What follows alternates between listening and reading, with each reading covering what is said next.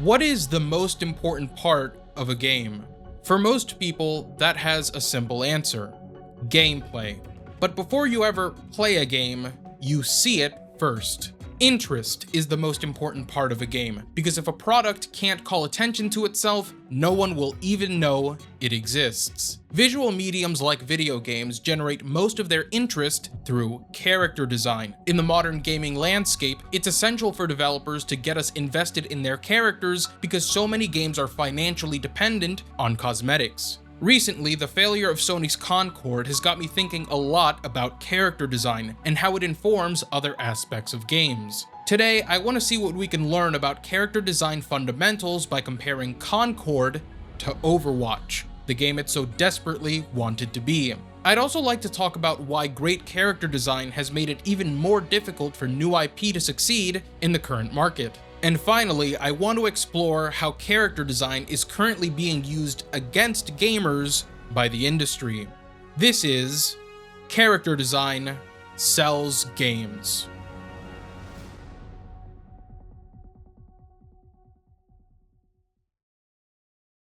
Concord and Overwatch exist at opposite ends of a very long spectrum. One game has character design so good that the industry is still chasing its success almost a decade later, and the other has character designs so bad that it became lost media in just 2 weeks. These are not the same. But why? It's easy to identify Overwatch's stylization as the primary reason for why its designs are so much more appealing, but that's not nearly the whole story. The issues with Concord's designs aren't rooted in realism. You could simplify these designs and they'd still be pretty bad. I know this because Concord already did it. The game had 3 animated shorts that all stylized the character designs, and most were still totally unreadable and just plain terrible. Concord's main problem was that it broke almost every design rule that we instinctively understand as human beings. So before we compare it to Overwatch, let's define one of those rules. Great-looking characters are distinguishable. Do you remember those Who's That Pokemon segments where they showed you the cutout of a Pokemon and you had to guess which one it was? Ideally, you'd like whatever you design to be identifiable just from its silhouette. These segments worked because a lot of Pokemon were based on real animals. By grounding their designs in something we knew, it was easier to make them stand out with the use of exaggerated design elements like their anatomy. In a similar vein, here's the silhouette of a xenomorph. Even if you don't know what this creature is, you can clearly tell it's not of this Earth. It's an alien. The xenomorph design works because it's anthropomorphic. It's somewhat humanoid, but it's also got many animal characteristics. Our innate knowledge that no combination of these features exists on this planet is what makes the xenomorph design stand out so much. Now, when you get to humans, the cutout example actually gets a lot simpler. Animals are less identifiable than humans because they can't really pose dynamically the way we can. I know an animal may be a golden retriever, but which golden retriever? With humans, you gain the ability to pose and demonstrate human expression through pose and what a character wears. So when you're designing a human character, it's in your best interest to make the combination of their design attributes and their pose as unique as possible. And that brings us back to Concord. These are the worst character designs I have ever seen. And it's not just because they're ugly, it's not because they're realistic, it's because you can't tell what most of them are supposed to be. This is Daw, arguably the worst design in the game. Focus on his outline. When reduced to just his silhouette, he becomes an amorphous blob that is entirely unrecognizable as a Concord character. It doesn't help that his weapon was generic and his pose completely unremarkable. Compare Daw to Mercy from Overwatch. Mercy's design is incredible. Because she's meant to resemble an angel, her wings and halo create a clear and distinct silhouette. Her healing staff also adds to her identity because no one else in the game has a similar primary weapon. I'm comparing Daw to Mercy because Daw was a healer. Most people thought because of his bulky figure that he was a tank, and this was another problem with Concord's designs. It's ingrained in us to think that big things are tough. While Concord does have some designs that read as tank, Daw also fell into that category just because he's so much larger than the rest of the cast. His abilities were a healing pad and a bubble that protected teammates, like Winston's. Daw's problem was that he was very slow, so you couldn't play him offensively as a dive character, and you didn't even realize he was a healer, so the character design alone made it difficult to discern what his role was. It doesn't help that when you examine Concord's real tanks, they both have the same silhouette and similar body shapes. Concord's designs also failed because they weren't practical. Itzy, or Fermona Flowers, was one of the game's designs that stood out the most. Her anatomy created a pretty good silhouette, and she had more expression than the other characters, but her design told you nothing about her abilities. Itzy was similar in gameplay to Overwatch's Sombra. Just like Sombra, Itzy debuffed enemies and had a teleport ability that let her reposition after poking enemies. But what about Itzy's design tells you that? Itzy threw out magical balls that had no relevance to the rest of her design. Meanwhile, Sombra's cyberpunk tech aesthetic already implies that she's a hacker. Our brains understand that hackers disable things, so Sombra taking away our abilities and hacking health packs just makes sense and can be read in her design. But Itzy's debuff and teleportation balls weren't practical to hers because she looks like she's dressed to go to the mall. It's rare to see a game not understand such basic design concepts. Of course, this was most obvious in how ugly Concord's characters were. Back to Daw, what the hell is this color scheme? The blue and orange are complementary colors, but they're wrapped around this baby vomit beige, and the inside lining of his coat is a shade of yellow that isn't seen anywhere else on the character. Emari was another obvious train wreck, with the green and yellow matching fairly well, but then being accented by purple, and none of it having any harmony with her blue lipstick. It says a lot that the only character with a cohesive color scheme looked like a trash can. Even Haymar, one of the game's better looking characters, randomly had yellow sneakers that didn't match the rest of her outfit. Concord's best design was probably Kip's. Her thin frame, clothing, and gun indicated that she was a squishy stealth character. Her orange, beige, and pink actually work well, but why is the smallest part of her body, her torso, the only area with a deeper color?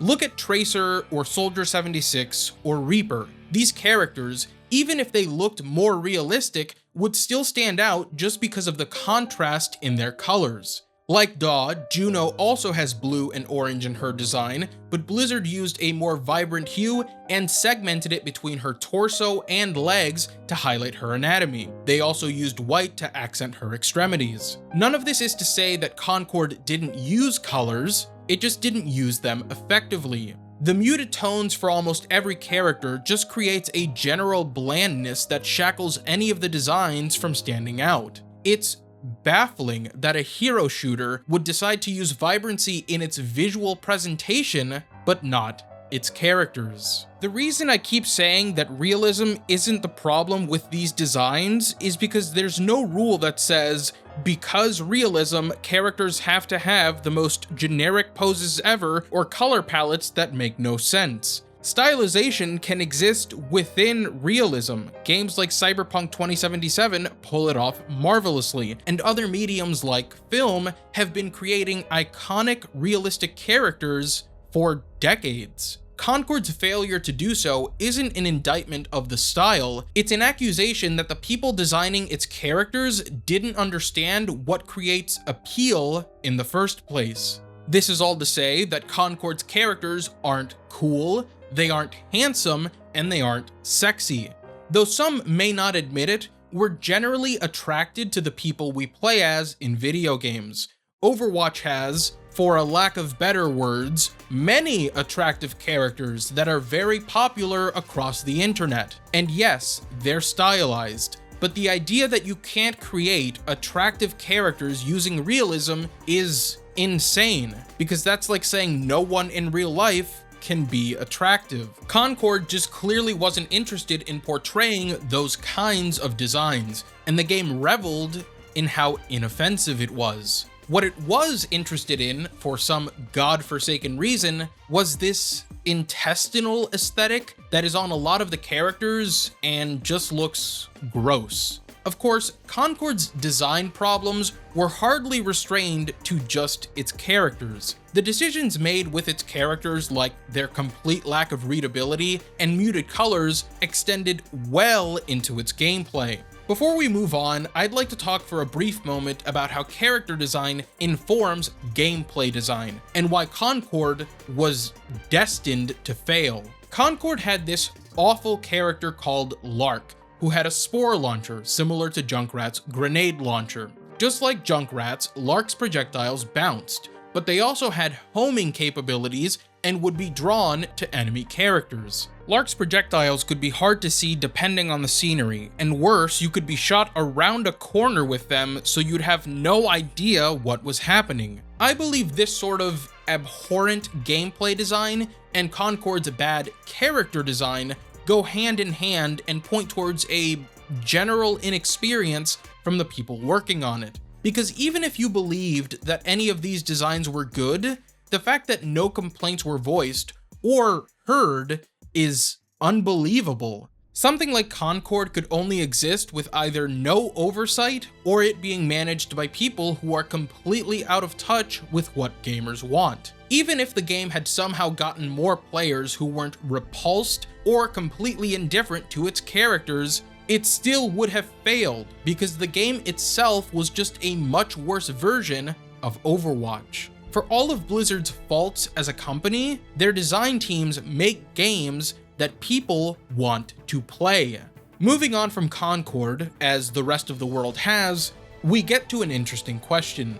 Why can having hyper-appealing characters like those in Overwatch be a problem in modern gaming? New intellectual property has an uphill battle in any market. It's always been very difficult to get people to try something new instead of just playing the same things. But a problem that has not existed until relatively recently is how gamers are literally invested into ecosystems based on how much they like a game's characters. With the rise of live service titles, monetization in most multiplayer games relies on cosmetics while providing gameplay content for free. Continued development is paid for by treating its characters like dolls that you put different outfits on. Since many of the well-known live service titles have been around for years, there's a lot of people, including myself, that have spent quite a lot of money in them. A new game hitting the market today doesn't just have to be different. It doesn't just have to be great. It has to be so great that it persuades people to leave their investments in other games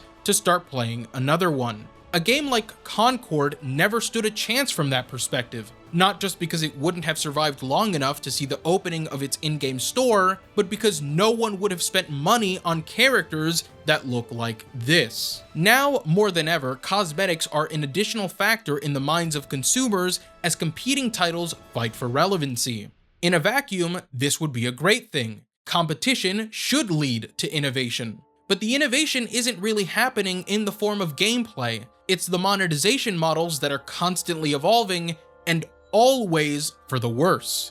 When Activision realized that Apex Legends had the most ridiculous yet lucrative in-game store, they simply copied it under the guise of a sequel for Overwatch, and everyone who paid for it originally got screwed. All of this is because, like anything else that we enjoy about gaming, people's infatuations with certain characters is often exploited by the industry. Not only do skins alone cost an absurd amount, their prices are artificially inflated after they get bundled with content that no one really wants. This is a check by the publisher to see how much people are willing to spend, even as they add little to no value while continually cranking the price. Most in-game spending is done by a small group of a game's player base, and the cosmetics sweat factories these games have push skins for the game's most popular characters, most of whom are women. Of course, you can't actually buy any of these skins outright. You have to go through a game's currency system, 99% of which are designed to make you overspend by providing an unequal amount of coins per dollar spent and having nefarious pricing of items. This is not a guaranteed recipe for success, but a game that can capture a specific audience with tendencies towards high spending is more likely to do well than a game with better gameplay but worse character design. And in fairness, that's the way the market works. But because these tactics are predatory by nature, I believe them to be a negative for the industry overall. Especially because single-player games can't really compete in this space, and they don't have the infrastructure to continually market character cosmetics. Publishers have realized this, and over the last couple years, we've gotten some strange single-player live service hybrids like The Avengers or Suicide Squad: Kill the Justice League.